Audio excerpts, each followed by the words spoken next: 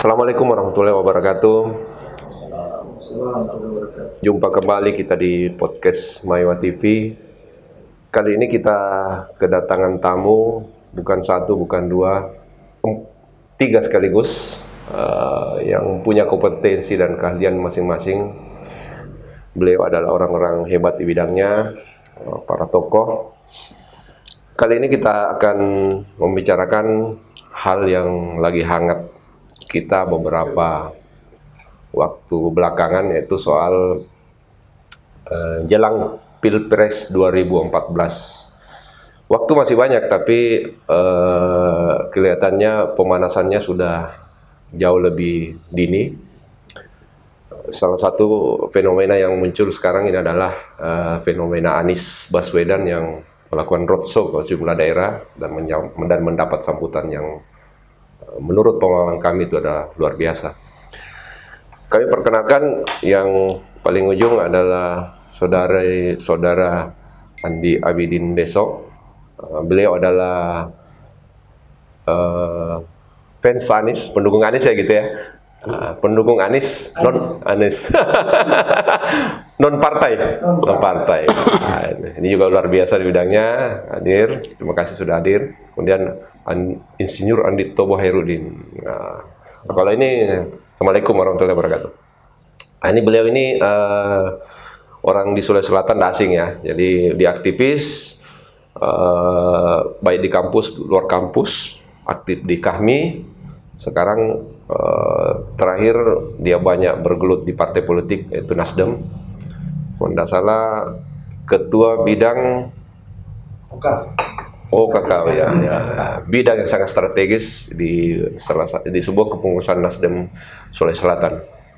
Kemudian di samping kanan saya ada Patri Burhan SH MH. Ini yang luar biasa, ini salah satu ini. Assalamualaikum warahmatullahi wabarakatuh. Ini yang luar biasa ini karena dia bukan partai pengusung, tapi dia bukan berasal dari partai pengusung, tapi rupanya lebih memilih untuk mendukung Anies Baswedan. Belum tentu tidak mengusung. Dia Patri Burhan ini, pemirsa, Patri Burhan ini adalah kader PAN, lama di DPP, sekarang masih aktif di DPW PAN Sulawesi Selatan, yaitu sebagai salah satu anggota Dewan Kehormatan. Dan saya apresiasi bahwa beliau berani tampil, menampakkan jati dirinya meskipun partainya belum ada keputusan resmi. Yang di Jawa Tengah kemarin belum resmi ya, baru ngomong-ngomong ini ya. Yang khusus kalau Pak Andi Tobo ini terkait Nasdem, masyarakat lo juga apresiasi karena partai yang hingga hari ini satu-satunya yang berani secara terang-terangan mengusung dan mendukung semua pergerakannya Anies Baswedan. Saya kira untuk tidak panjang-panjang waktu, saya ke Pak Bidin dulu, panggil Pak Bidin ya. Siap. Pak Bidin dulu.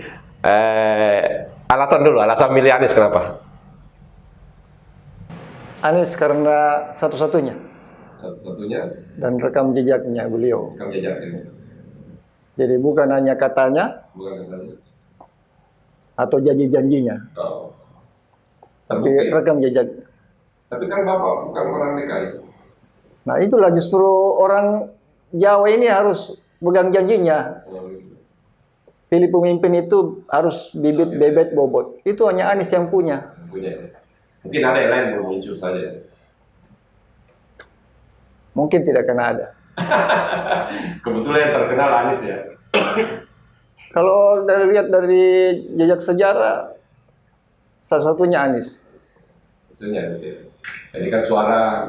Kalau ada yang pilih selain Anies, ya mungkin hanya kepentingan kelompok, kepentingan perutnya sendiri.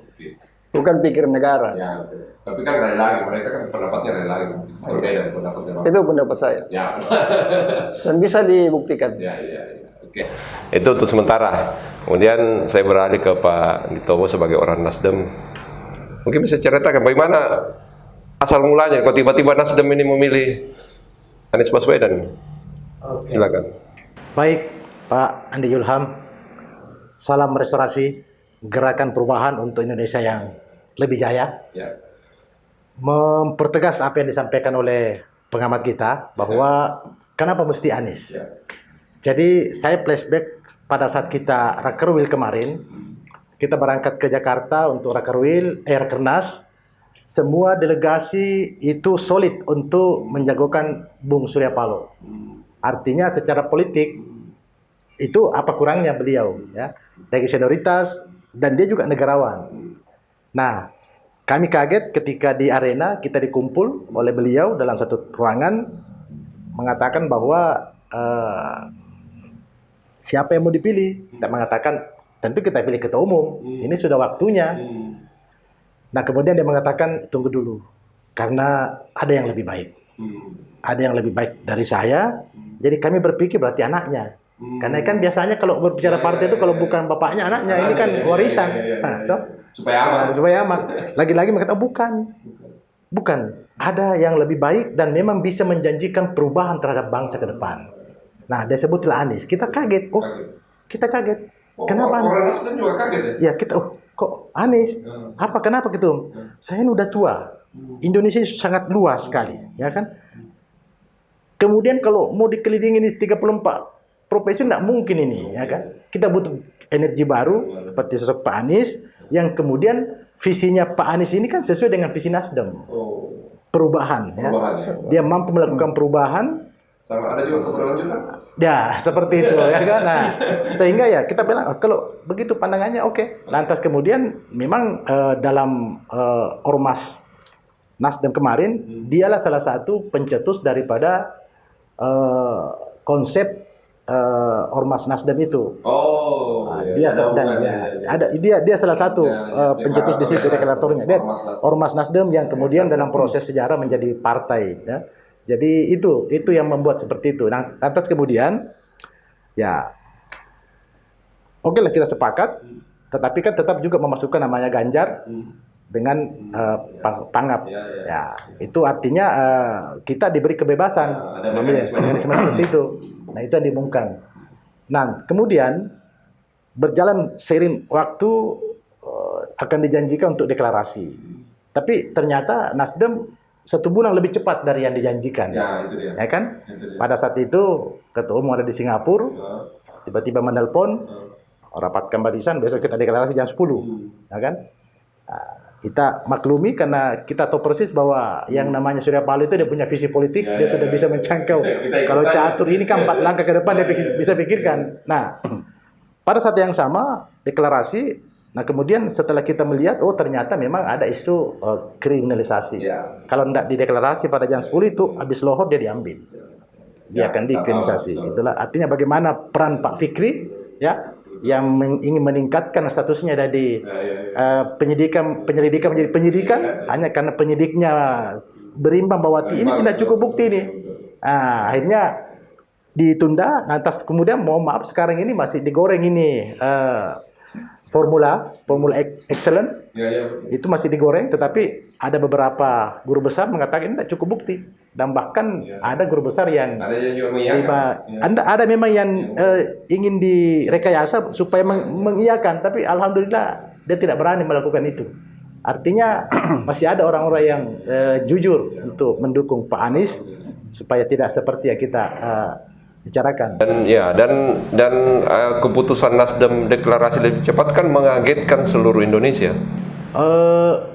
Artinya ingin memastikan kepada masyarakat luas, karena pada saat itu dan sampai kini sekarang kalau kita tanya siapa yang paling banyak dihina dan dimaki, pasti mengatakan Pak Anies. Tapi ketika kita balik pertanyaannya, siapa yang paling dicintai dan paling disenangi dirindukan, pasti cuma mengatakan Pak Anies. Ini kan fenomenal sekali nih. Kenapa? Karena maaf ini Pak pengamat, Pak Anies ini kan begitu dia dicaci, dimaki, dia diam. Tapi dia jawab dengan prestasi. Inilah Anies. Ini kita bisa lihat semua bahwa dia orangnya cool, orangnya tenang, tidak menanggapi yang tidak perlu, tetapi kita lihat fakta. Dia bukan memberi pernyataan, tapi memberi kenyataan. Dan itu memang luar biasa, tidak bisa ditangkis. Mungkin karena antitesa juga kali ya? Salah satu itu, sehingga bergulirlah ini barang. Karena memang wajarlah, kita harus menyoroti juga penguasa. Bagaimanapun juga, penguasa ini kan dengan isu 3 periode, ya, ini kan sangat menyusahkan dan bahkan menggelitik pengamat dan bahkan masyarakat. Ya, ada apa mesti harus 3 periode, ya kan? Ada apa ini? Ada apa mesti 3 periode? Artinya apa? Tidak, dia ketakutan terulang pilkada atau pilgub DKI. Pada saat berhadapan Anies, orang tidak nyangka bahwa orang tidak sangka bahwa Anies, dan memang kalau kita lihat sekarang gerakan rakyat, ya, karena ini sudah gerakan rakyat, ketika Anies menjadi capres, insya Allah atas izin Allah terpilih. Ya. Karena ini memang ini gerakan rakyat, bukan lagi bahwa gerakan sekelompok elit politik, bukan. Iya. Makanya kemarin kita test case bahwa ketika dia diambil, maka rakyat dari Sabang sampai Merauke akan datang ke Jakarta untuk melakukan bukan lagi restorasi, revolusi. Dan itu bisa terjadi chaos. Dan ini yang tidak diinginkan oleh oligarki. Karena bisa terganggu di. Artinya kita maunya bagaimana supaya kita ini ada kedamaian, ya. Kita mau terjadi proses sistem, cuma kita harus mengatakan kepada penguasa, ya, ini demokrasi jangan diganggu, biarlah ini berjalan sesuai dengan rel yang ada, ya. Nah, karena kenapa kita bisa melihat setelah misalnya isu 3 periode gagal, kan muncul lagi isu penundaan pemilu. Ini penundaan pemilu ini sangat berpotensi. Kenapa? PLT kabupaten kota se-Indonesia itu 272 dari 514 kabupaten kota. Berarti lebih dari setengah akan dikuasai negara secara politis. Ini nanti akan mempengaruhi masyarakat bahwa memang dia mau ditunda pemilu. Ya, artinya apa? Berpotensi untuk melakukan itu. Nah, ini Nasdem kayak sudah jadi oposisi sekarang. Enggak, artinya begini. Itu dalam konteks politik. Banyak orang mengatakan seperti itu. Tetapi ini kan kontrak kita sampai akhir periode. Sekarang ini Nasdem melakukan seperti itu bukan berarti oposisi, tetapi kita membackup bagaimana presiden ke depan kita akan amankan. Jadi ini saya kira ini sangat menarik. Saya akan kembali lagi mendalami pertanyaan itu, tapi sebelum kembali ke Pak Tobo, ke Pak Patri dulu. Ini selain fenomena Nasdem ini ada fenomena PAN ini. Tiba-tiba sejumlah tokoh pendiri, deklarator, mantan anggota DPR, bahkan aktif DPR tiba-tiba deklarasi yang dukung Anies Baswedan. Gimana ceritanya? Kalau saya melihatnya itu berarti para politisi PAN yang membentuk gerakan amanat itu adalah orang-orang yang sangat demokratis cara berpikirnya, ya, cara berpikirnya merdeka dan tidak ada masalah sebenarnya, tidak ada masalah bahwa kita berbeda. Tapi kan ini belum tentu juga, misalnya kan Pak Sulhas pilih bercanda dengan Sulhas itu belum tentu juga karena candaan politik banyak, ya. Terus tapi gerakan ini saya tertarik. Saya tertarik kenapa? Karena dia mampu melihat sosok Pak Anies Baswedan ini untuk menjadi solusi kolektif bangsa untuk keluar dari permasalahan-permasalahan yang ada selama ini. Yang sampaikan tadi itu. Dia solusi kolektif. Jadi sangat legitimate di mata rakyat Indonesia sosok Anies Baswedan ini.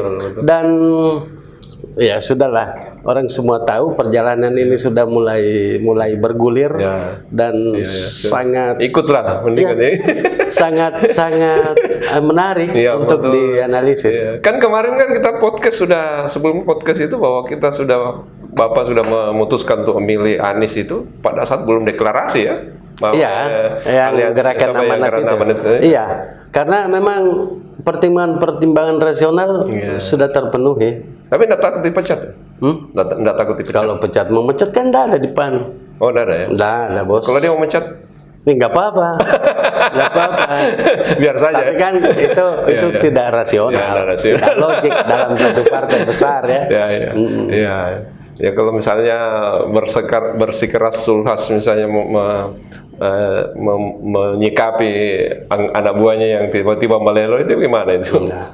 Saya pikir Bunuh diri namanya tuh ya. Bunuh diri dan ya. belum tentu juga Sulhas nggak ke Anies kan? Iya, betul. Ya yang betul. selama ini kita lihat Sulhas misalnya di stadion itu waktu Lebaran itu kan bermesra-mesraan dengan Anies.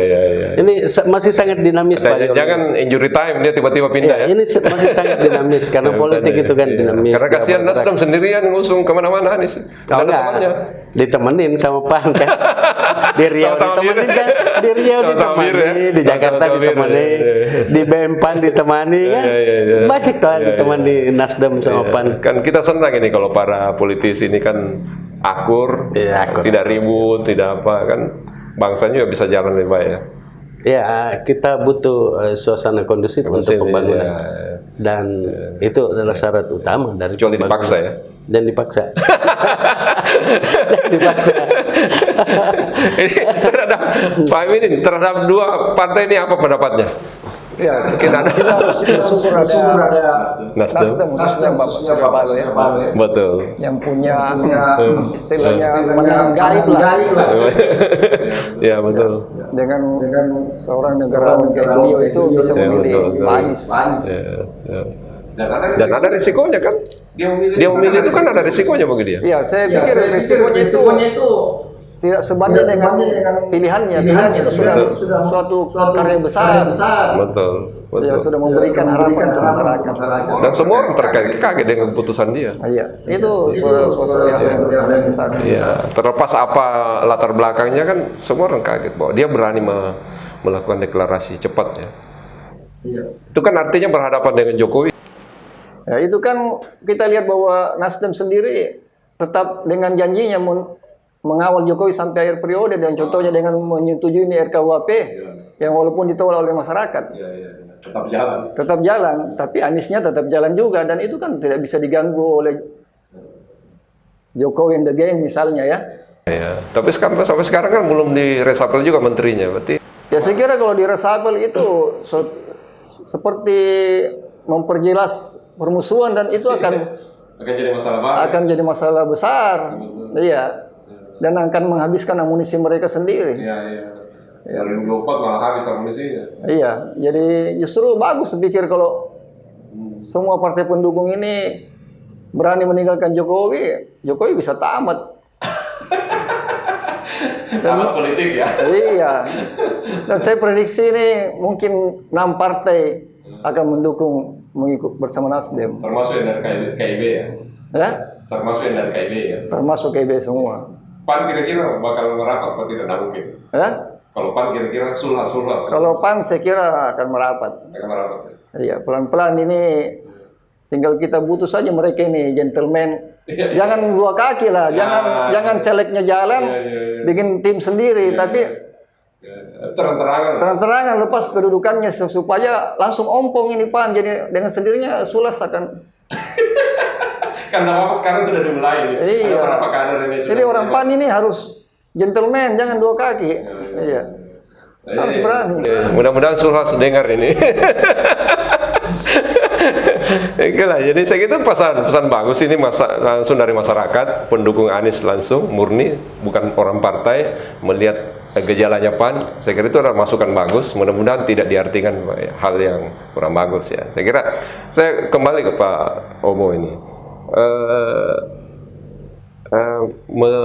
Melihat ini apa ya, kira-kira melihat sosok Surya Paloh ini kok tiba-tiba ada ide mengusung Anies itu dan tidak mengusung diri sendirinya, sebenarnya gimana nih? Ini orang dalam menilai Surya Paloh gimana sebenarnya? Ya, jadi sebenarnya Pak Surya Paloh ingin memperlihatkan kepada publik sebagai partai gagasan, partai modern yang tidak didikte oleh kelompok manapun. Intinya Nasdem tampil sebagai partai yang mandiri. Ya. Karena itu dia berani melakukan itu. Terus terang, ya teman-teman di partai sebelah juga kan sebenarnya seiring dengan keinginan Nasdem. Cuma mungkin hanya strategi yang dia lakukan. Ya biasanya kan last minute baru dia lakukan. Dan betul mungkin yang pengamat tadi sampaikan, mungkin akan banyak nanti akan bergabung. Hanya sekarang dia belum berani untuk melakukan itu karena hanya terkait dengan persoalan strategi. Ya, jadi ya seperti itu sebenarnya. Jadi mengapa bukan Surya Paloh itu tadi? Surya Paloh menyadari dirinya secara pribadi maupun secara kenegaraan bahwa di samping mungkin umur sudah, dia itu memberi pesan kepada yang lain bahwa kasih yang muda-muda. Yang sudah tua itu tahu diri lah, kan? Artinya apapun bentuknya kalau sudah daun-daun tua itu berguguran kan harusnya persiapkan daun-daun muda. Ya. Pesannya jelas ini kemana nih? Iya, artinya kalau kita mau berbicara yang muda, banyak juga kader Nasdem yang muda. Siapa meragukan kemampuannya Pak Syahrul Yassin Limpo? Ya, betul. Siapa yang meragukan kemampuannya Pak Rahmat Gobel? Ya, betul. Ada berapa yang tokoh-tokoh nasional? Ahmad Ali. Siapa yang meragukan itu? Tapi lagi-lagi memang setelah di screening dilihat, oh memang Pak Anies ini yang lebih layak untuk melakukan pergantian kepemimpinan yang bisa mengarah kepada perubahan. Dan sama waktu pertama kali ngusung Jokowi kan suasananya kayak gini. Dia yang paling pertama juga. Artinya kita mudah-mudahan ini didengar oleh Allah Subhanahu Wa Taala bahwa biasanya tuh yang kalau Nasdem masih seperti dengan tradisi lama, yang pertama dan insya Allah akan terpilih jadi presiden. Ada yang bilang begini, Surya Paloh punya insting politik yang tajam melebihi yang orang biasa. Gimana? Artinya Surya Paloh ini mungkin ada semacam bisikan malaikat. Ada bisikan malaikat yang dia yakini sehingga dia berani melakukan. Artinya apa? Seorang yang independen, seorang yang merdeka itu akan berani melakukan sepanjang itu dianggap sebuah kebenaran. Insya Allah. Bukan karena kuburan. Bukan, ya, bukan. Nah, itu tadi anunya. Jadi saya berterima kasih kepada pengamat yang memberi support ya Pak Abidin, termasuk dari saudara kita dari PAN. Ya, yang insya Allah ya mudah-mudahan last minute nanti juga akan merapat ya. Karena kenapa? Apa artinya? Pucuknya di atas yang yang malu-malu tapi akarnya sudah merapat. Artinya angin yang kencang itu bukan untuk merobohkan pohonnya, tapi untuk menguji kekuatan akar. Kan itu. Ya, itu buatannya. Jadi biasa buat teman. Jadi saya yakin Pak Abidin bukan cuma akan 6 sampai 7 nanti partai akan merapat. Kalau melihat pergerakan ini. Karena ini pada orang kan akhirnya pada realistis. Ya. Jangan orang bilang jangan-jangan juga Jokowi juga mendukung Anies lah. Artinya begini, kita bisa melihat faktanya ya.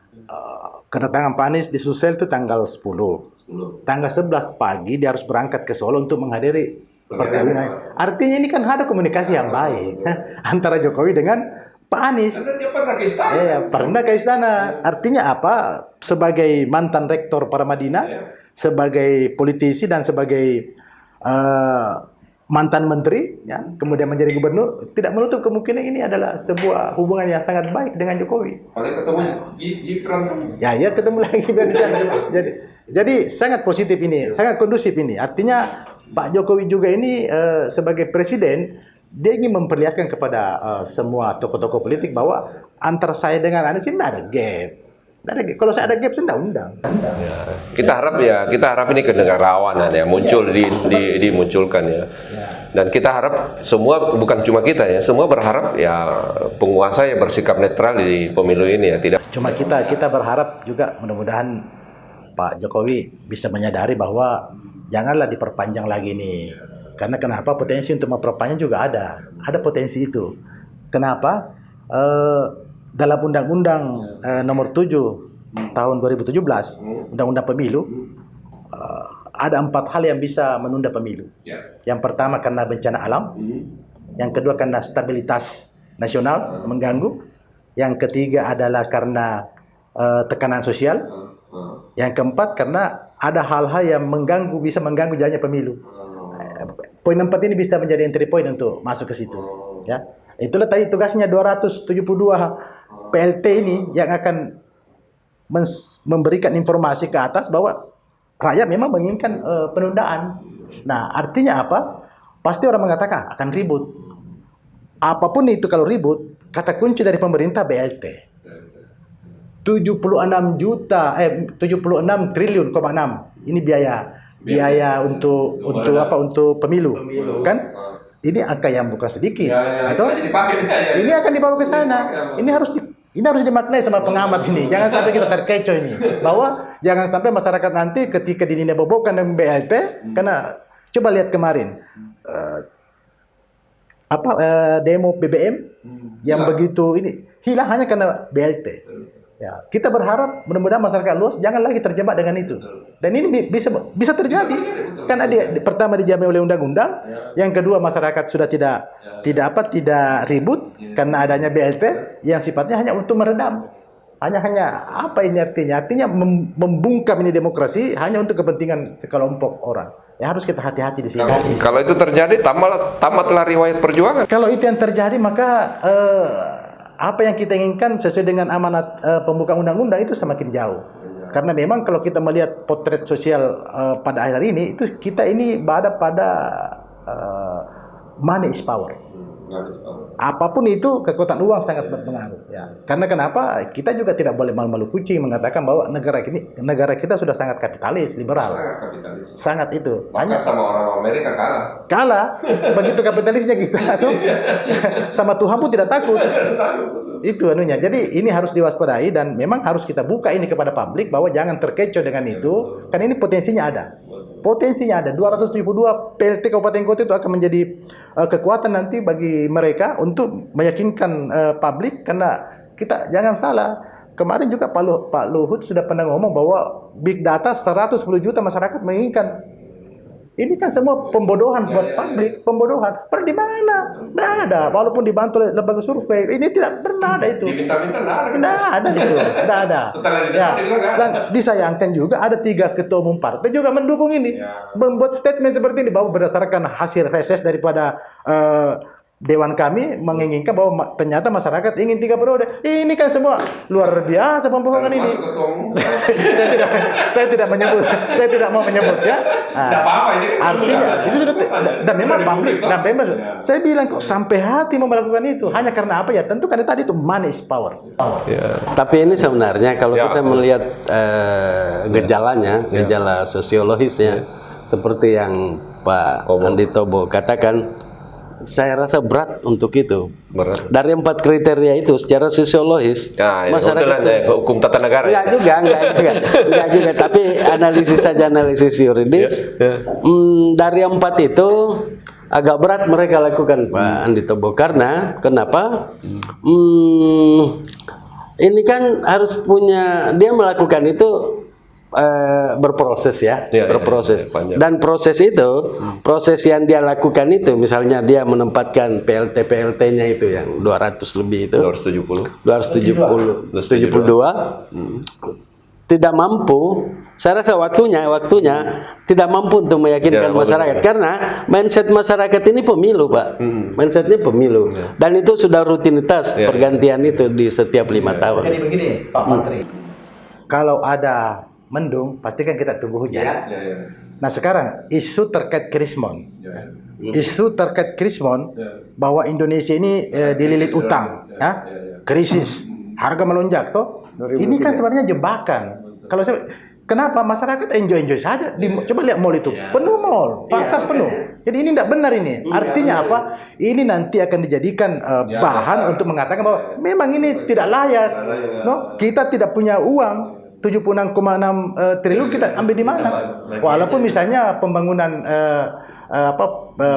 fisik yang strategis IKN maupun jalan itu jalan terus, itu kan hampir 500 triliun. Tapi kita harus buka kepada rakyat, jangan terjebak di sini. Jangan terjebak dengan isu Krismon. Itu tidak ada Krismon di Indonesia. Sepanjang Sulsel, sepanjang Jawa masih tumbuh padi, insya Allah kita tidak akan mati kelaparan. Makanya jangan sampai ada terjebak dengan itu. Apalagi ini yang diungkapkan Menteri Keuangan Luhut yang ngomong. Iya, inilah artinya ini kan Luhut juga ini kan baru kita lihat kok ada super menteri yang bisa sampai 12 jabatannya kan enggak masuk di akal juga ini. Kayak kalah Superman ini. Kok bicara Superman, bicara big data, itu kan sudah terbantahkan semua. Masyarakat sudah cerdas dan mudah-mudahan masyarakat Indonesia yang beragama bisa mendapatkan petunjuk supaya jangan lagi mau terkecoh dengan para oligarki ya. Kita harus masuk bahwa kenapa oligarki ini ada 2. Ada oligarki politik dan ada oligarki ekonomi. Oligarki ekonomi kan sifatnya cuan. Oligarki politik itu melakukan merekayasa, melanglang buana kemana-mana untuk mendowngrading siapa yang dianggap. Kenapa? Kenapa Pak SBY kemarin ngomong bahwa akan kemungkinan dua figur, dua pasang saja? Karena bocoran itu ada pasti orang seperti Pak SBY kan. Kenapa harus dua? Artinya kalau dua dari golongan mereka, pasti kan mereka tetap menguasai. Ini juga salah satu alasan kenapa Nasdem mendeklarasikan itu, supaya membantah bahwa tidak akan dua. Nah, itu juga saya bahwa itu tiga, ini harus tiga, ya. Dan itu keberaniannya Pak Surya Paloh luar biasa. Kita backup.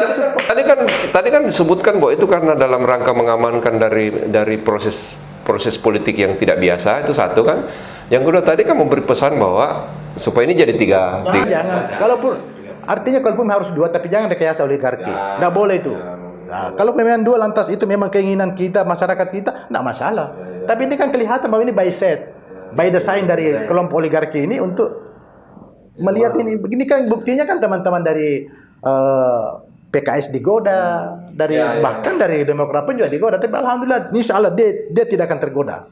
Apapun itu ya, karena dia kan selama ini kelompok dia berada pada oposisi. Kok sampai sekarang juga dia sejahtera, dia bagus, dia sehat. Ya, kembali ke pengalamannya misalnya PDIP setelah jadi oposisi bahkan jadi pemenang. Ya kan seperti itu. Nah, artinya apa? Saya ingin menyampaikan kepada publik bahwa insya Allah partai-partai akan mengusung nanti Pak Anies menjadi presiden. Insya Allah kita berharap kursinya juga akan bertambah di Senayan. Kenapa? Artinya kalau cuma jadi presiden lantas kursi kita juga kalah sama partai lain, tidak ada juga gunanya. Ya, apa yang diinginkan oleh Pak Anies juga tidak bisa jalan dengan baik karena pasti ditekel lagi di DPR RI. Makanya Pan masuk cepat dong, cepat masuk. Nah, maksudnya kalau masuk kan bisa juga dapat ekor jas, dapat ekor jas. Pan itu kalau misalnya mendukung Anies, Pak Anies Baswedan, itu ekor jasnya dapat, dan pemilih fanatiknya tetap konsisten. Dan iya, pasti nambah. Dan kedua juga pembagian kue politik akan lebih banyak. Bukan cuma satu. Seperti sekarang satu itu juga di tengah jalan kan harusnya tidak perlu itu. Itu kan harusnya ditolak itu. Seperti itu. Dan itu insya Allah akan kue politik ini akan dibagi dengan baik karena kita mau proporsional. Biar supaya nanti di Senayan kita bisa membackup juga presiden karena ya kita punya sistem parlementer ini yang harus kita jaga.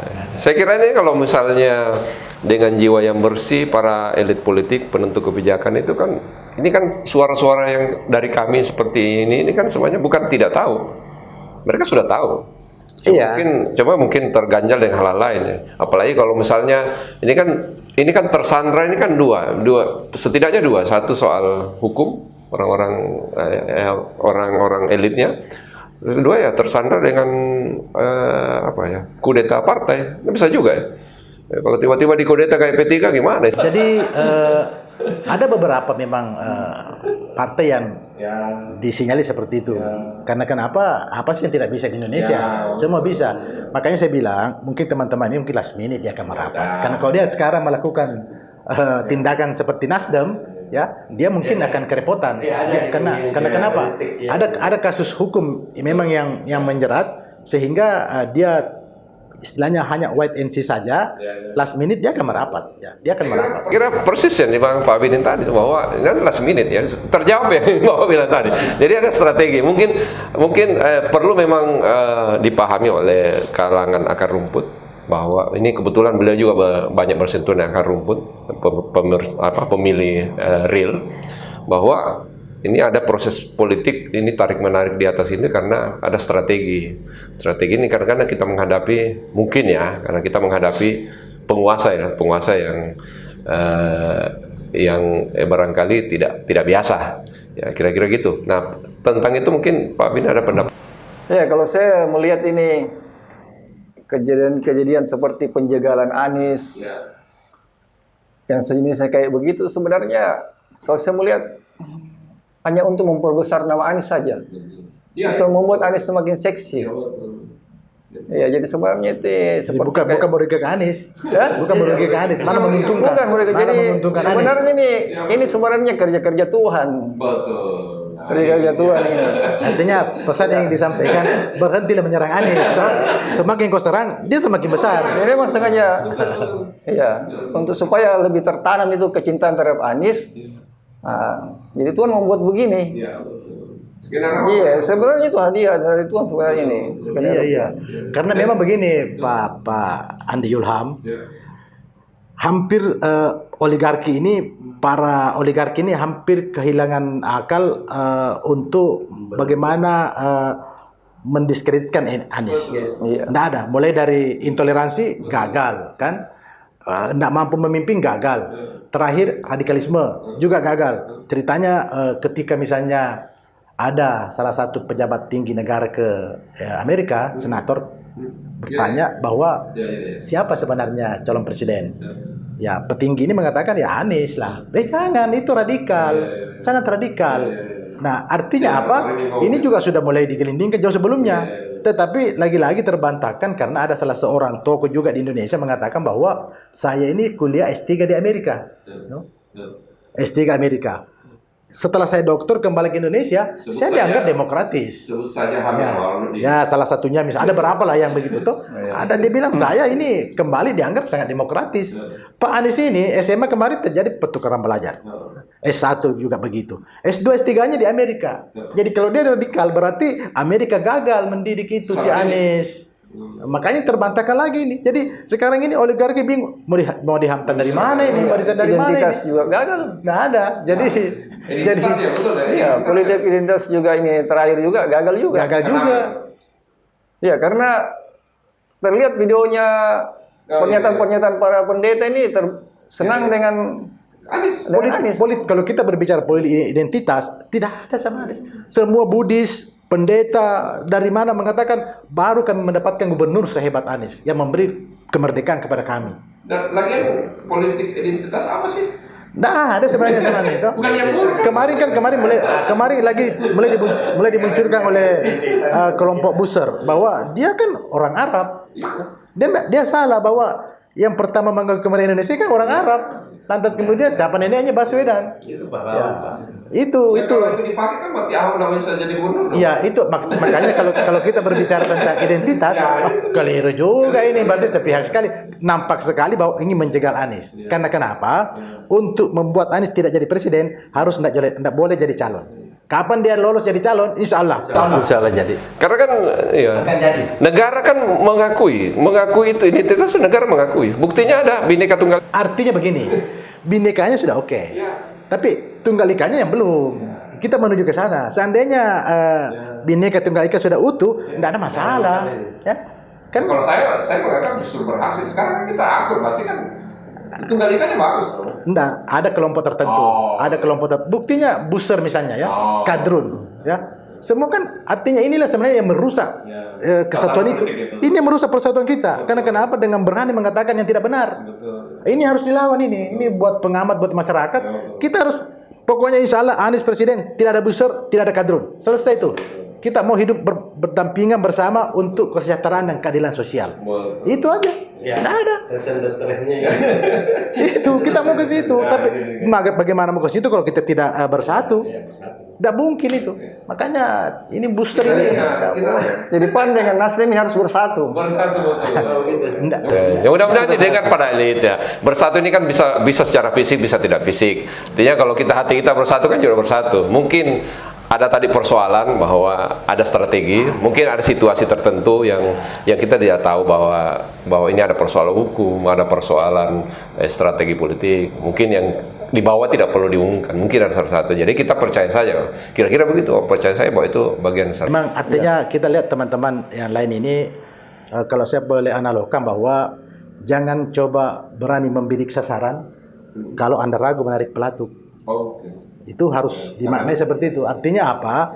Memang dia harus hati-hati. Karena kenapa? Ya mungkin berbagai macam pertimbangan juga untuk kepentingan internalnya. mungkin secara administrasi belum, tapi secara nurani itu sudah banyak tuh kita semua ini. Nah, buktinya ini kan gerakan rakyat di mana-mana, ya kan? makanya ini udah bisa dibendung ini. Ya, makanya tadi saya katakan Panitobo itu adalah solusi kolektif. Ya. Solusi kolektif untuk bangsa. Jadi Ini kayaknya memang mengagetkan ini ya. Ini fenomena massa yang begitu banyak ini. Fenomena memang ya. iya, karena mereka kan tidak dibayar. Ya betul. Mereka Spontan. nuraninya sendiri yang mengajak dia untuk berkumpul. Jadi konyol lah deh kalau mau melawan itu ya. Ya nggak boleh lah itu Iya, dilawan konyol lah. karena itu Anies Baswedan legitimasi yang sudah sangat tinggi. Dan itu sukarela masyarakat itu. Sukarela untuk datang. Dan masyarakat internasional kan tahu itu. Jadi Oh, kalau iya. tiba-tiba bukan dia kan orang bertanya ada apa ini? Enggak juga sih. Sebenarnya begini, dia tidak kalau misalnya fenomena ini berkembang sampai di titik pemilihan presiden, seperti yang dia katakan Panditobo, insya Allah Pak Anies jadi presiden. Itu yang Dan saya maksud. pertanyaan itu enggak ada. Pertanyaannya enggak ada. Kan dia ngerti gitu. Oh itu, oke. Iya kan? Saya terima. Oke, kita masuk segmen terakhir ini, Pak Widin. Apa harapannya nih kira-kira dengan kehadiran sosok Anies Baswedan terhadap bangsa lah, kita bicara bangsa. Kira-kira apa harapannya? Ya, harapan saya itu semua partai ini, khususnya partai Islam, sebaiknya mereka benar-benar jadi Partai berbasis, iya, berpikir secara Islam. Nah, khususnya ini orang Jawa ini dikatakan suara terbanyak, mereka ya harus jadi orang Jawa, jangan menghayati diri mereka sebagai orang Jawa. Pilihlah sesuai pertimbangan bibit, bebet, dan bobot. Dan kalau itu mereka lakukan, misalnya yang lain itu 1:7 barangkali dengan Pak Anies. Ya. Terus misalnya nih, kalau misalnya nih katakanlah Pak Anies jadi presiden, apa yang kira-kira menurut Pak Widin ini bisa berubah? Apa yang bisa kira-kira berubah kalau Pak Anies yang jadi presiden? Ya, saya kira Pak Anies sudah dari rekam jejaknya itu sudah terlihat. Ya, Pak Anies itu mampu membawa Indonesia ini sampai dunia internasional. Iya. Dan Pak Anies juga rekam jejaknya itu moralnya bagus dan adil terhadap semua agama dan lapisan masyarakat. Dan itu membanggakan kalau ketemu tokoh-tokoh internasional, membanggakan ya kita. Saya kira kita sebagai orang Indonesia ini yang plural ini harusnya memilih Anies. Karena itu bisa menjadi alat pemersatu yang luar biasa. Bukan seharusnya kan, sebaiknya. Seharusnya. Kalau sebaiknya masih mengharap. Kalau seharusnya itu mesti. Iya. Saya kira itu harapan dari masyarakat ini. Pak Widin ini mewakili pendukung Anies yang non partai. Nah, saya kira untuk berikutnya Pak Obo ini kira-kira nih dari sisi partai ini kira-kira kalau Anies yang jadi presiden apa yang akan berubah ini di bangsa ini? Jadi perubahan itu sebenarnya harus dimulai dari diri sendiri. Karena kenapa? Seperti saya misalnya secara alami sudah terjadi perubahan. Yang dulunya rambut saya hitam, ya, secara alami sekarang jadi putih ya. Nah, kan artinya berdasarkan yang disampaikan Pak Jokowi ya yang banyak itu ya kan, itu salah satu kan. Tetapi perubahan yang kita inginkan untuk mendesain ke depan bagaimana supaya kita kembali kepada pada saat kita merebut kemerdekaan, di mana ketulusan, keikhlasan pada saat itu bukan karena dibayar, bukan karena apa, tapi betul-betul karena ketulusan dan keikhlasan para pejuang kita ini turun ke medan laga dan masyarakat berbondong-bondong untuk memberi bantuan walaupun hanya sekedar sepotong singkong, tapi itu ada nilai. Itulah yang menjadi nilai perekat buat kita. Artinya apa? Kita mau ke depan bahwa membangun bangsa ini bukan karena money is power. Kita ingin mengingatkan kepada masyarakat jangan mau memilih seseorang karena dibayar. Ini yang merusak sebenarnya. Jadi sebenarnya rusaknya Republik ini juga ada andilnya masyarakat. Iya betul. Ada di masyarakat. Artinya apa ke depan? Kita mau bahwa masyarakat cerdas dalam melihat. Ketika ada misalnya caleg atau baik dari DPD, ya, Dulu ditanya. ya, saya kebetulan juga nanti akan mencalonkan diri sebagai DPD senator. Tanya saya, toh, ketika Anda terpilih, komunitas saya menjadi apa? Jangan mengatakan berapa yang saya dibayar. Mana kaosnya? Ini kan inilah yang merusak sebenarnya. Ini melalui pengaman nanti saya pesankan, sampaikan kepada masyarakat, jangan salah pilih. Makanya kemarin ketika terjadi demo BBM, mereka mau ke DPR, orang DPR misalnya mengatakan tertutup pintu atau bagaimana, karena memang dia sudah dibayar. Untuk apa lagi? Selesai berurusan. Nah ini harus kita rubah. Ini dulu memang berat, tapi kita harus berupaya. Semua elemen bangsa harus berupaya ke sana bahwa janganlah membodohi masyarakat. Kalau perlu misalnya ada politisi berani mengatakan jangan, itu tidak benar, itu lebih bagus. Karena dalam agama juga ya memberi dan menerima itu. Kita rubah dulu itu. Kalau itu yang sudah berubah, ya barulah kita bisa berpikir panjang ke depan bahwa Indonesia ke sana. Saya kira tugas kita bersama mengedukasi masyarakat bahwa ini money politik uang ini kan merusak justru. Ya, bukan cuma kepada para tokoh partai, pada tokoh masyarakat juga kan saya kira perlu disampaikan masyarakat. Janganlah seperti itu. Pilihlah tokoh atau caleg atau bahkan presiden yang memang punya kapasitas. Bukan uangnya duluan ya. Oke, yang ketiga Pak Tri, apa harapannya nih kira-kira atau mungkin bagus ya, mungkin ada pesan-pesan ke ketua umum. Enggak, begini. Kalau kita melihat misinya, karena Pak Anies tidak mau bertarget itu katanya berhenti setelah target. Jadi misi yang dia emban itu di pikiran dan hatinya adalah keadilan sosial. Betul. Keadilan sosial itu raison d'être dalam arti bahwa untuk mencapai itu dia harus mempunyai konsep yang matang sekali untuk mencapai keadilan sosial itu. Itu yang pertama. Yang kedua, Pak Anies Baswedan dalam syarat sebagai kepala negara dan kepala pemerintahan sebagaimana yang kita pelajari, dia mempunyai wibawa. 4 wibawa yang jadi syarat untuk itu terpenuhi. Yang pertama, wibawa selisih. Selisih maksudnya begini, dia lebih cerdas dari yang lain. Terus karismatik, betul. Saya sudah bilang waktu kita podcast bahwa senyumnya itu beda dengan yang lain. Lebih menarik. Senyumnya menarik. Senyumnya sama dengan senyum Pak. Seperti senyumnya Pak Anito. Yang ketiga, wibawa fungsional. Kalau kita lihat kerja-kerja di DKI Jakarta, itu tampak sekali wibawa fungsionalnya dia mampu untuk mendesain Jakarta itu dan melakukan aktivitas administratif. Dan perlu kita tahu bahwa Pak Anies Baswedan itu 3 kali WTP, bos. 3 kali WTP dan tanpa catatan. Iya kan? Itu berarti bahwa akuntabilitas itu berjalan dan transparansi berjalan. Saya pikir begitu Pak Anito. Oleh karena itu ke depan itu kita harus punya sosok tokoh atau presiden yang mempunyai bawah itu. Kalau itu tidak terpenuhi, maka kurang. Pasti kurang. Kurang asik lah. Kurang asik lah. Maka kita tidak tersenyum. Karena kan tujuannya kesejahteraan masyarakat. Saya kira dan ya kan mungkin orang Indonesia bahkan dunia mengakui bahwa begitu di akhir jabatannya meresmikan sejumlah proyek-proyek dan semua orang terkaget-kaget bahwa sekian banyak prestasi itu ternyata dilakukan Anies Baswedan hanya dalam waktu 1 periode. Iya, karena itu wibawa fungsionalnya dia fungsikan. Dia fungsikan itu.